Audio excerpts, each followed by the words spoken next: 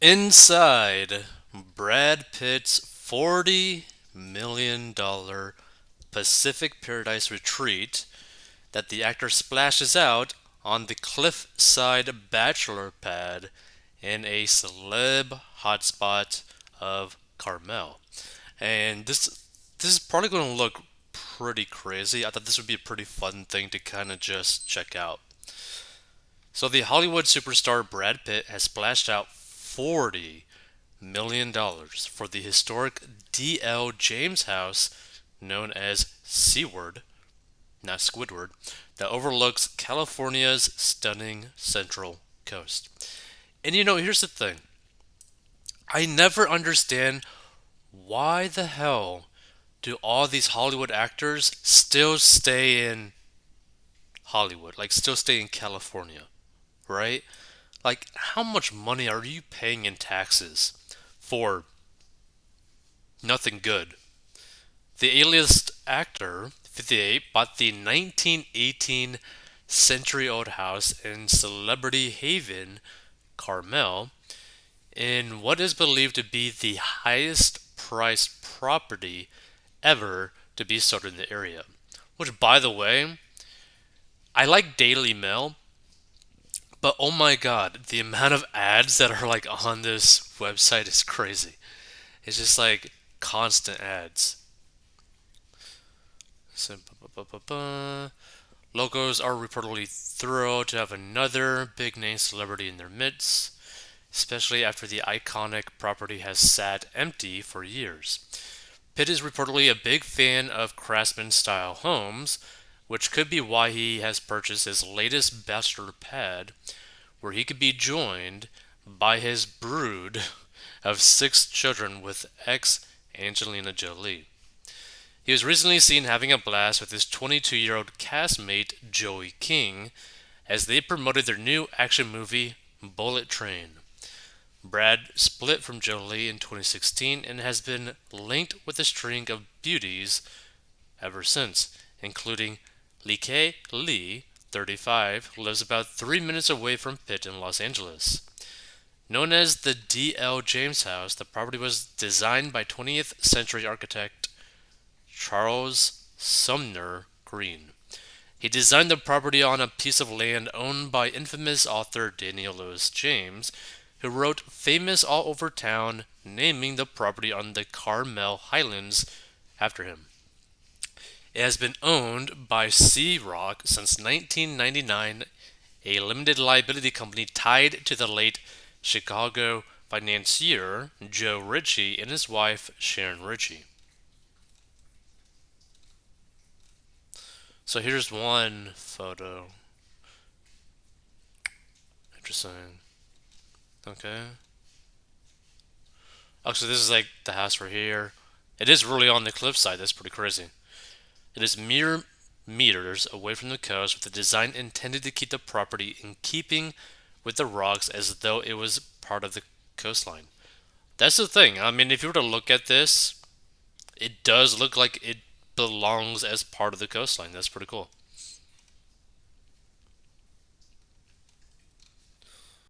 Let's see. The thing is, I don't really understand too much why this would be worth $40 million. So, I mean, just a personal preference. If I had $40 million to just drop on a property, I would probably get a castle just for the fun of it.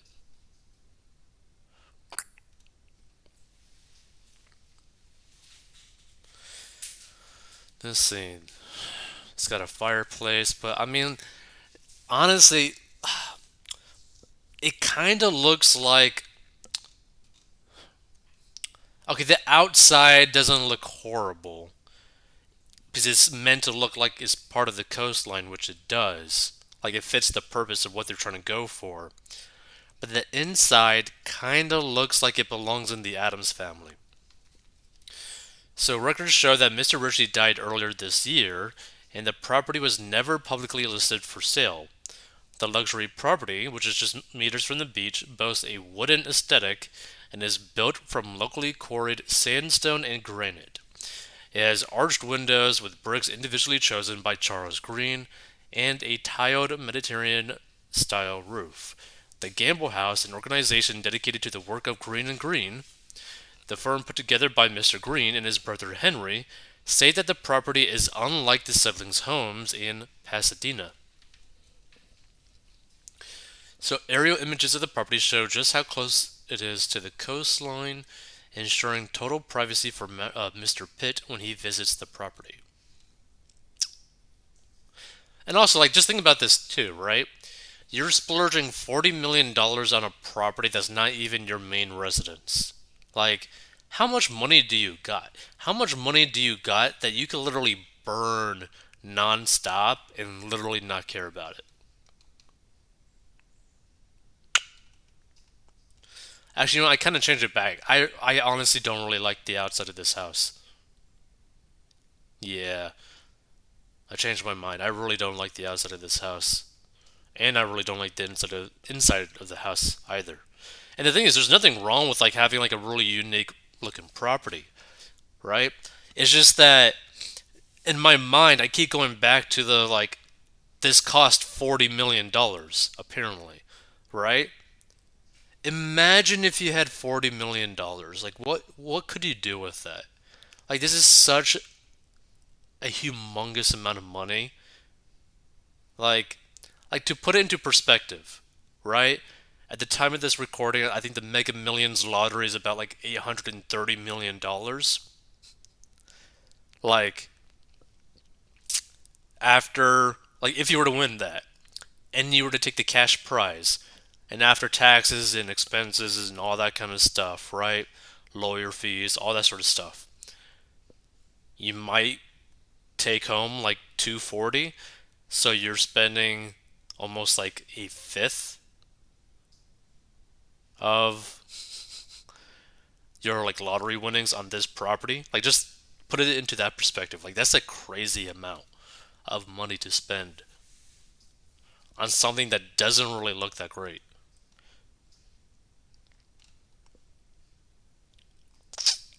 Empty bookshelves and sofas are scattered close to the luxury fireplace, with a dining table seen in the background close to the massive windows.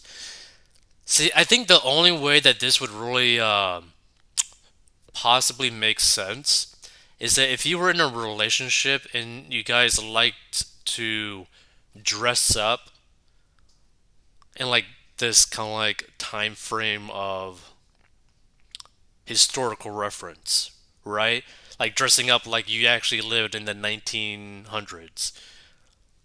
If you're kind of like into that sort of stuff, maybe this would make more sense. But again, I'm still thinking about the whole $40 million. I mean, like, here's the thing. In his financial situation, this is basically nothing, right? This is basically like a multi-millionaire having a fourth vacation home that costs like 200 grand, right? Not that big of a deal, right? But compared to basically anyone else that exists, yeah, it's a big deal. Personally, I wouldn't spend 40 million on this. Personally, I wouldn't spend a million on this. Personally, I wouldn't even spend like 10 grand on this. Like that like for personal preference. But my lord. It's kind of like at this point where it's like maybe you're just someone who has made so much money and you have so much money available to you that you literally don't even know what to do with your money anymore. Like, is it that situation where like just Brad Pitt is just in a situation where he just makes so much money and has so much money stockpiled that he just literally doesn't even know what to spend his money on at this point anymore?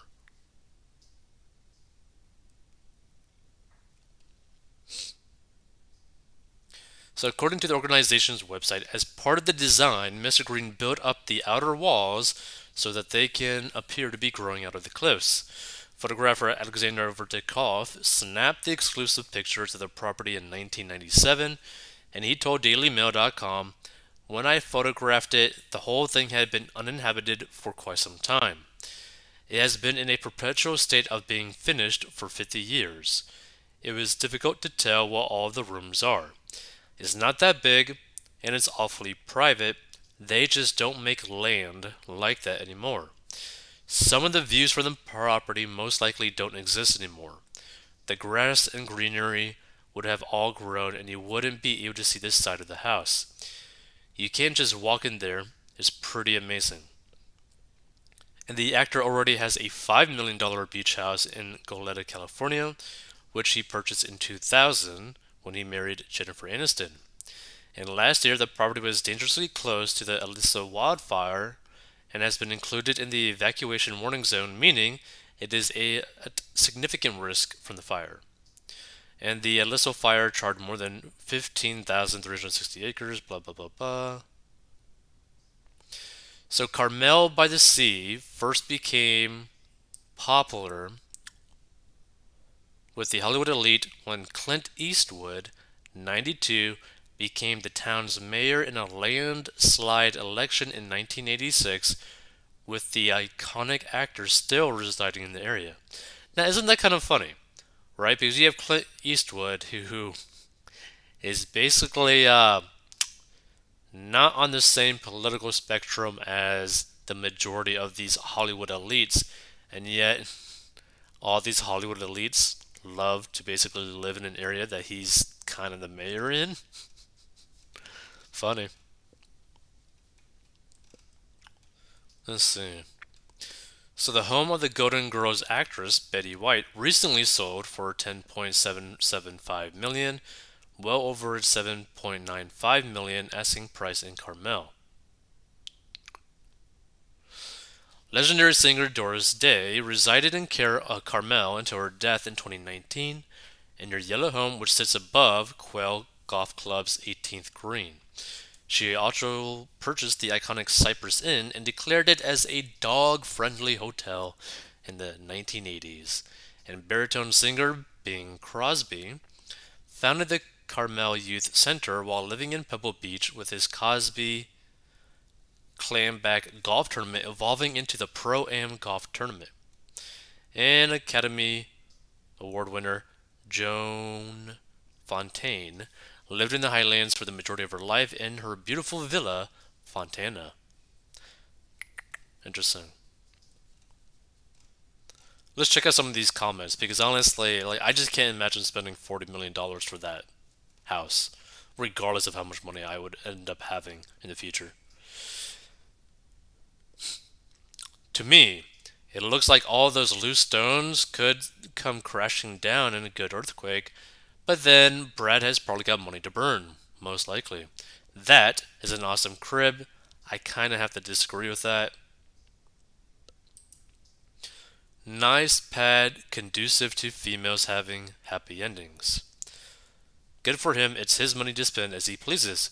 That is something that I definitely agree with, right? He could do whatever he wants with the money that he's earned. It's just that if I were in the same position as him, I wouldn't be spending $40 million on it. Gorgeous spot. I don't blame him for wanting to live there. I wonder what kind of relationship he has with his kids. Why would he want to be banging around a house that big by himself otherwise? That is an interesting, statement, question, It's like, would you be spending your time with your family after buying something like that or no? It's gorgeous and he can afford it, so be it. What a kind, empathetic, humane way of thinking. Actors, athletes, and rappers are disgustingly overpaid. The thing is, right? They're only overpaid in this person's eyes, but the reality is the normal citizens, the normies, the working class, the poverty, the poor, etc. Basically everyone other than them basically boost them up to those levels, right? It's because people care about these actors. It's because people care about these athletes. It's because people care about the rappers, right? They bring attention because people pay attention to them, and wherever there's attention, there is money. So I guess that's it for these comments. Actually, no, there's more. Best rated. I've always loved Carmel by the sea for about 50 years, one of the most gorgeous enclaves in the US. Hope he finds tranquility and peace there. It's beautiful. Sigh. Me too. I went to a beautiful restaurant right on the ocean there about 35 years ago. 40 million on a house. LOL, the world is insane. Many people are homeless, starving, and hopeless, by the way.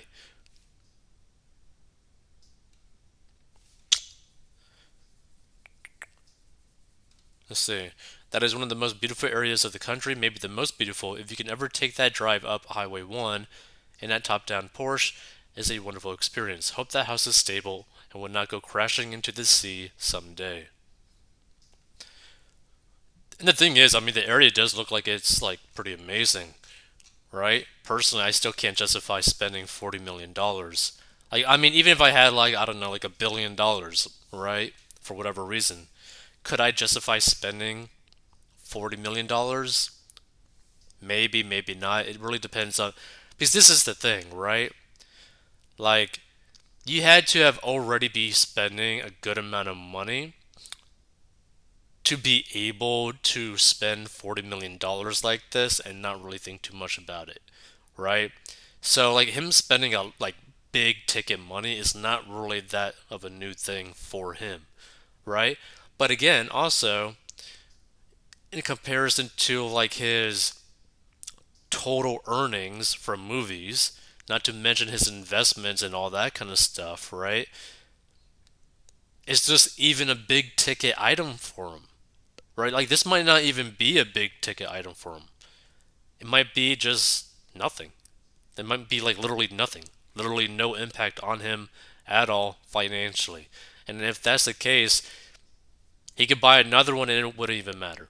He could buy three, it wouldn't even matter, right? So that's the way that I would view it. It's like, as long as this doesn't like affect him in a bad way financially, then he has free reign to do whatever he wants, right? And he doesn't gotta justify anything to anyone because technically speaking, it's not a stupid purchase if it has literally no impact on him, on his lifestyle, on his finances, right? So, if you want to learn how to get out of debt, master your money, go to 40inbox.com, learn how to get debt free down below. Feel free to give your thoughts. Would you be willing to spend $40 million on a pile of rocks next to a rock?